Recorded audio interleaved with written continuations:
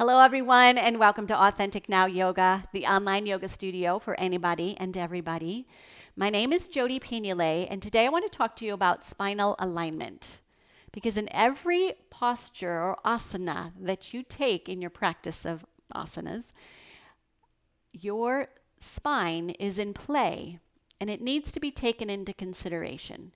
And in particular, I'm talking about the alignment, but also the ability for it to have movement. So am I making movement more possible, or am I constricting movement? And I'm not just talking about movement of the body, I'm talking about the breath, life force, circulation, nervous system. All of that is impacted by what's happening with the spine and its alignment, and in relationship to the pelvis and in relation to the head as well. So we're going to start by tuning into our pelvis in a seated position. The pelvis can be thought of as a bowl of water. And if I tilt my pelvis too far forward, if I tilt it too far back, the water can spill out the back. And either one of those is not the best. I want to say neither one of those is the best alignment for our spine to come up vertically and openly. So I've got my pelvis neutral.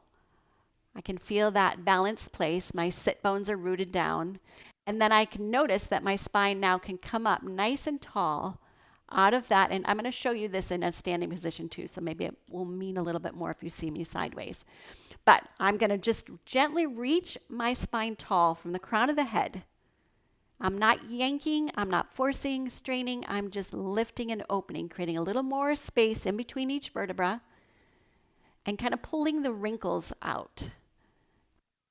Okay, so the rib cage is also neutral. Sometimes the ribs want to stick out the front, or we want to roll in the back. So see if you can work that all the way up here.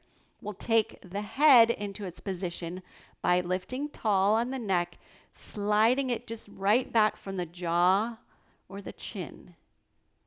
Yes, nice. And then let's just take the shoulders up towards the ears, slide them back towards the wall behind, and then down. And if I didn't say this already, I don't think I did, but the doing this seated against a wall is a great way to get a frame of reference for where you are in this alignment.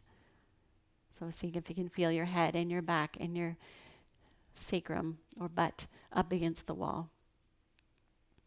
Nice. And then we just take a few breaths to anchor into this, or anchor this into our awareness, what this feels like. It shouldn't be a struggle. It's just a nice form or structure. And we're using all these little support muscles and getting them some life and some tone. So in any seated posture, whether we're seated on our heels in a hero's pose, or whether we're doing a little spiral, this is the orientation that we're thinking of and aligning with. Beautiful. Okay, so we'll take this up to a standing, because also we want that kind of alignment while we're standing and in all our standing postures. So I'm going to turn sideways in a second, but first, find your feet underneath your hips. I just align them with my hip points. All right.